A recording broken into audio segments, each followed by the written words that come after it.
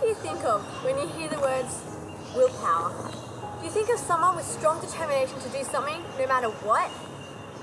Or maybe someone a bit on the stubborn side? During this short documentary, we will be spending the day with a man called Will. Will Power. We will be observing Will in various circumstances, so come along and join us. You may be surprised to find out that you can relate to Will more than you think.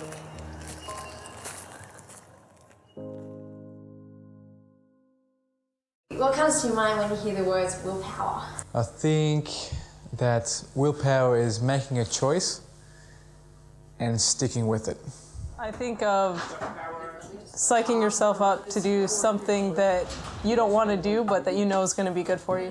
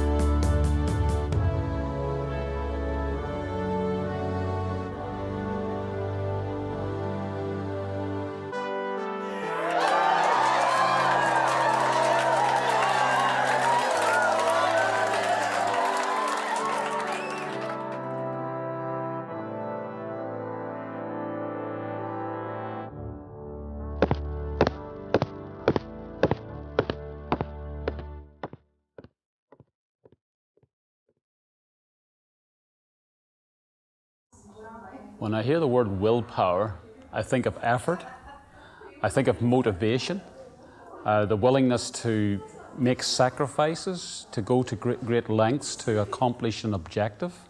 For example, losing weight, making that sacrifice to get to a goal. Those are the thoughts that come to mind when I think of willpower. When I hear the words willpower, I think of stubbornness and like strength of spirit. And so someone with like a lot of willpower would have a lot of drive and would be able to, get stuff done. Yeah.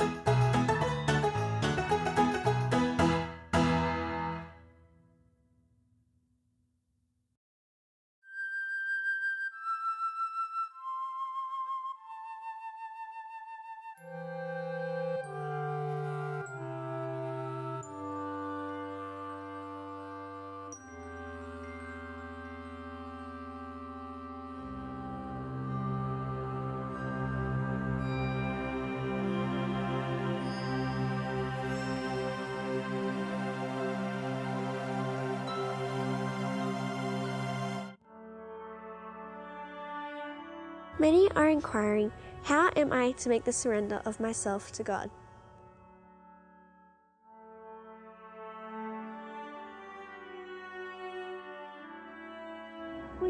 understand is the true force of the will. This is the governing power in the nature of man, the power of decision or of choice.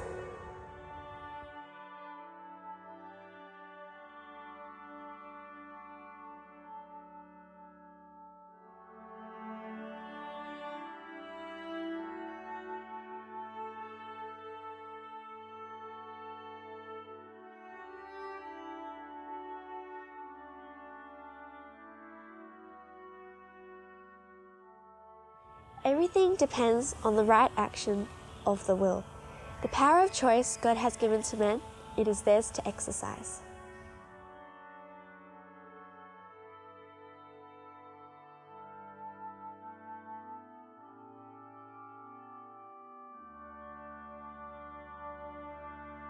Through the right exercise of the will, an entire change may be made in your life.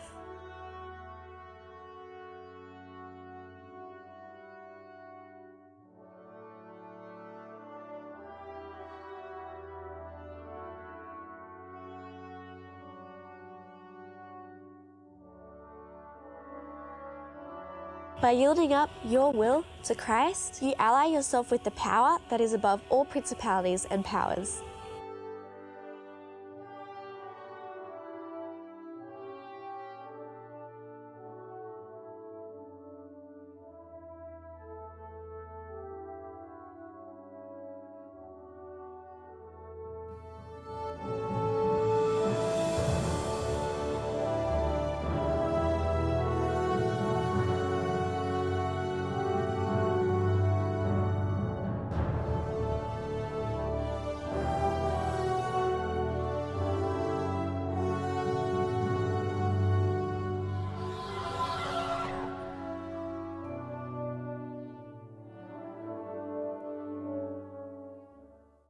So what do you think of when you hear the words willpower? Willpower is not eating food when you're ravenously hungry. Willpower. There are a few words that come to mind. One is steadfast, and that is enduring through whatever you're going through because you have a goal in mind. And another thing is that there have been times in my life where I've considered myself to be a very determined person. And so I think that, whatever I put my mind to, I can achieve on my own. But unfortunately, I've, been disappointed at those times because sometimes willpower is not as strong as we want it to be. What do you think of when you hear the words willpower? Chocolate.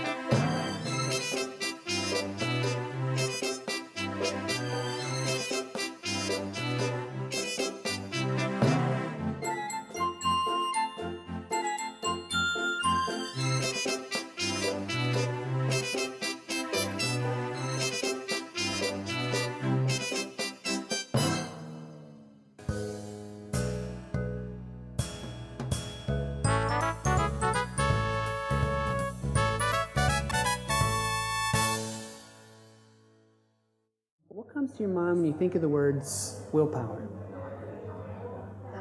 That's one of those words that you know what it means, but to describe it, I'd have to say it's your mental strength to be able to continue a course of action that you have decided you want to do while there are all sorts of distractions trying to take you from it. Some good things and some bad things. Probably the good first.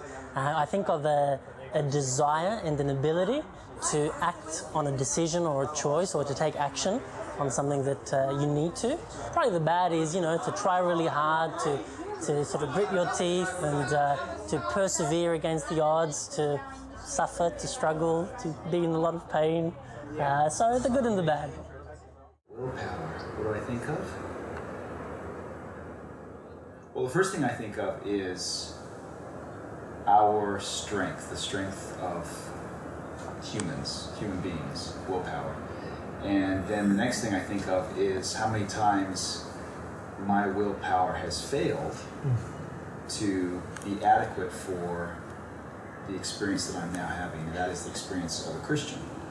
Before I was a Christian, it was all about how much willpower I had for life. I was determined to do certain things based on my willpower, my strength, and what my goal was for life. And as I moved through life, 21 years, I came to the place where I was confronted with a few issues in my life, and I realized that my willpower was inadequate, and I turned to God.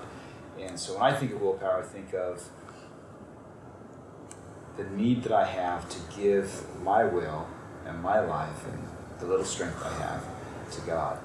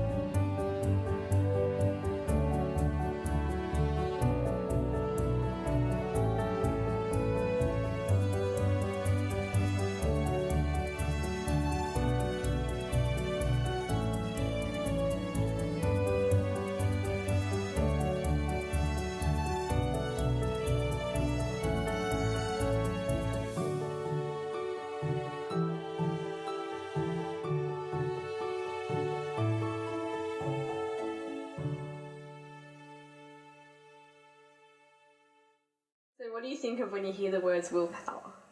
Willpower. I think of choice. Philippians 2:13, which says, "It is God that worketh in you both to will and to do according to His good pleasure."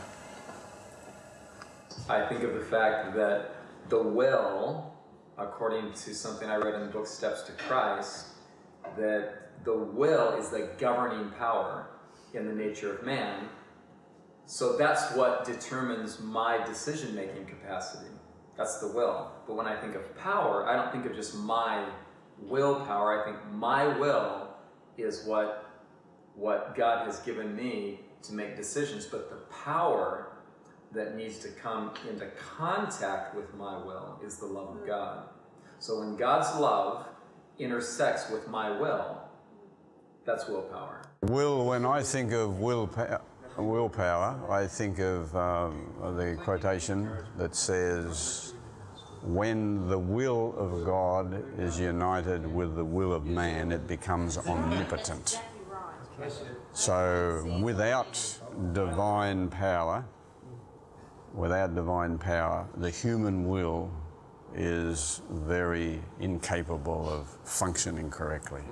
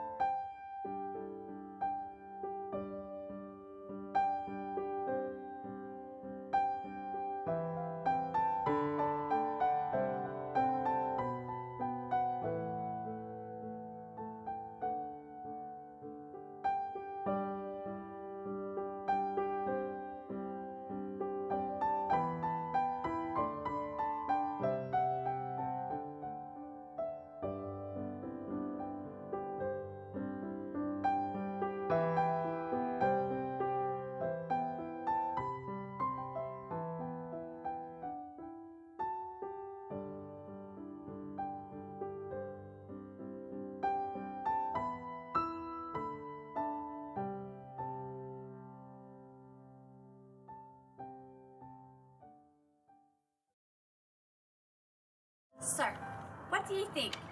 Can you relate to any of the circumstances that you've seen? Okay, you may not be laying carpet borders or chopping wood necessarily, but what about being genuinely motivated to do those things like jog because it is beneficial for your health? Did you notice how the expression on Will Power's face was one of strong determination when he thought he had to conquer that hill whilst doing good for his body? Or when Will, though running up the same hill, seemed to have an easier burden? He enjoyed the challenge, even though he still had to put forth effort. The reason it is seen on the face is because the face is like a canvas that reflects the thoughts in the mind. Listen to this quote that speaks of this reality that actually takes place in every human being. The warfare against self is the greatest battle that was ever fought. The yielding of self, surrendering all to the will of God, requires a struggle. But the soul must submit to God before it can be renewed in holiness. God does not force the will of his creatures. So, why be honest and do good, even when it seems that no one else is watching? Or how can someone react positively anytime they take a real fall or stumble in their day, especially when they experience the reality of pain? Because the whole point of life is to make the choice. The choice to choose, to give all your decision-making power back into the hands of the one who gave it to you in the first place, God. Only then can you really experience true freedom. Freedom from sin and guilt. A clear conscience. Because it is through the will that sin retains its hold upon us. Here's another quote from the same book. He invites us to give ourselves to him, that he may work his will in us. It remains for us to choose whether we will be set free from the bondage of sin to share the glorious liberty of the sons of God. If you choose to give your will to God every day, you can be assured that he will never choose contrary to his own character of love on your behalf. This is how you will experience daily victory through daily surrender, and it will be something you enjoy.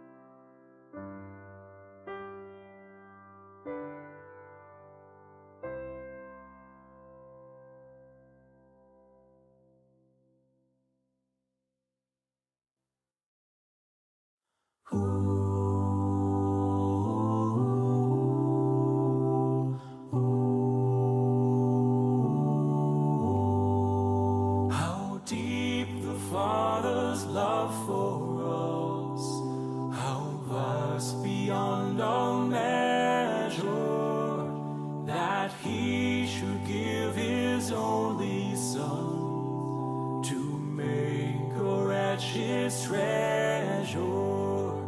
How great the pain of searing loss, the Father turns his face away, as wounds which mar the chosen one bring many sons to glory.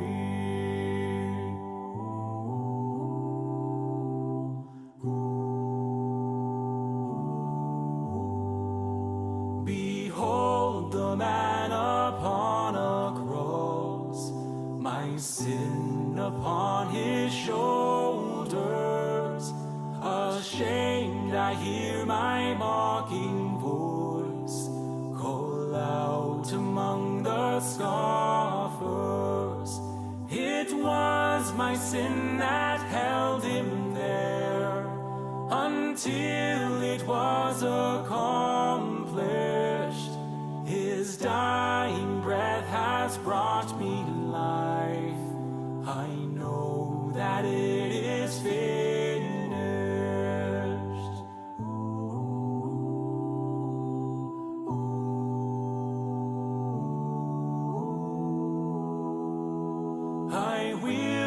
not boast in anything, no gifts, no power, no wisdom, but I will boast in Jesus Christ, his death and resurrection. Why should I gain from his reward?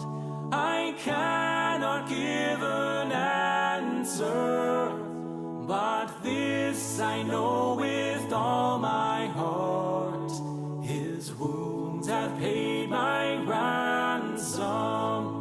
Why should I gain from his reward? I cannot give an answer, but this I know with all my heart, his wounds have paid my ransom.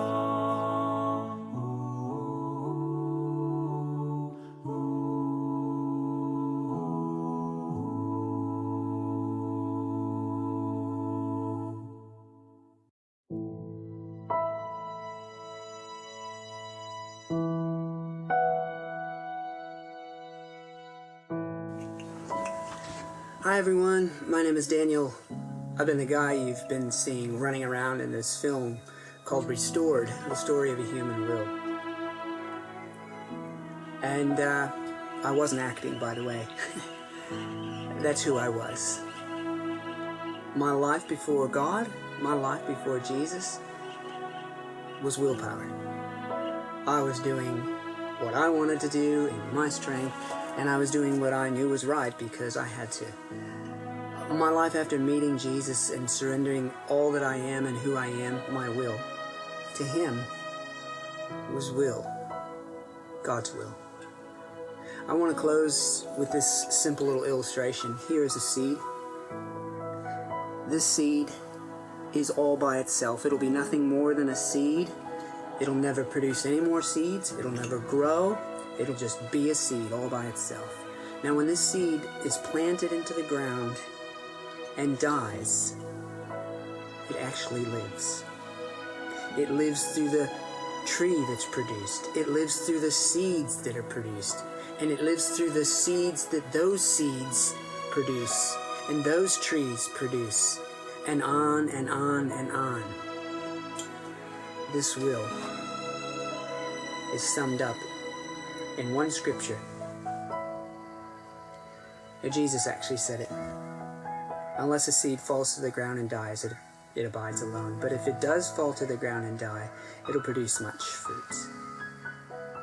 So my hope, what this film has done, if you're a Christian, wow, I hope this film draws you closer to surrender and to give every aspect of your life to God more fully, and if for the first time, completely. If you're not a Christian, hey, you're free to take this DVD out right now, throw it in the fire, and never think about it again. You're free to do that, and no one will be offended on this end of the film. But my hope is that you might sit back and say, wait a minute, you mean I don't have to be a Christian? You mean God will never force me to be a Christian? No. You mean God won't love me any less than if I don't choose him? No. You mean that Christians won't treat me any differently if I don't choose to be a Christian? That's my hope. But unfortunately, it's not always like that. So to close this film out, if you want to live, the result is we must give. So my prayer is that you and I have learned that our will is free to keep or free to give, and that you're able to see that in giving is living. So until next time, pray that you would be able to take these promises in the film, you'd be able to take the results of a real life person and say, if he can change, I can change. Check out my story below. Google my name, Daniel Morse, and you'll see my life testimony, and you'll see that I haven't always been on God's side. But by his grace and through his promise, I have been, and you can as well.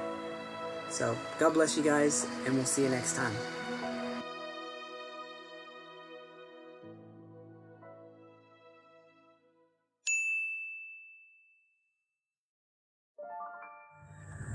One of the most important things about Christianity is not only the surrender of the will, but who you are surrendering your will to. How do you know? Can you be sure that this God that you hear from us Christians is really the God that you're giving your life to? How? How do you know? Don't take anyone's word for it, not even mine. This is where you need to go. This is my Bible. This is my Bible. It's for me. It's instructions for me. It's a letter to me. It's promises to me. But if you get your Bible and you open it up, it's a letter to you. It's promises to you. It's a voice to you. This is what you call the Holy Word of God. This is how you know who it is that you're going to give your will to. This is how you know what it is God desires for you. Without this book, the surrender of the will is useless. Without this book, saying, God, I give you my will, is like saying, someone reach out and help me. But I don't really know if you will reach out and help me, because I don't know who you are. And I don't know where you are. And I don't know if you want to help me. But this book will actually tell you who God is, what He wants, what He'll do. And it will even give you the opportunity and the authority to trust and believe what He says. This is the book I recommend above all books. So get yourself a Bible, find one. You know what? I'm not even going to go out here on this limb, but whatever version you can get a hand on, read it. That's all that counts. It's the one who wrote it. That's what matters. Well, I hope this helps, and the rest of the film will express its meaning in itself, and I pray that you'll be blessed by what you've heard. Thank you.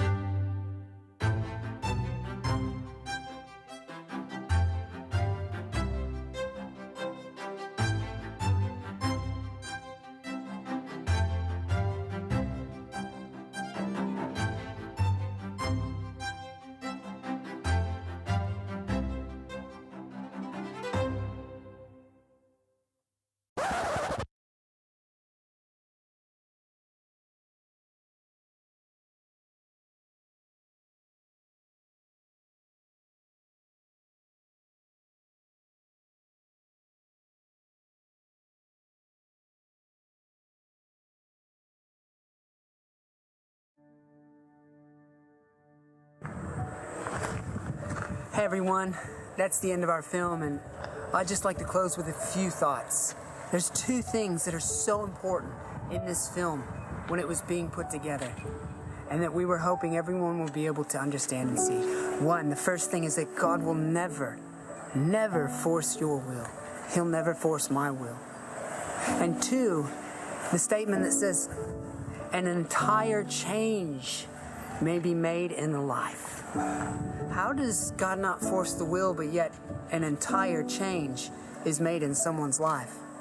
Do you know what that means? It means it's up to you and up to me to choose if we want change in our lives, if we want an entire change to come into our lives.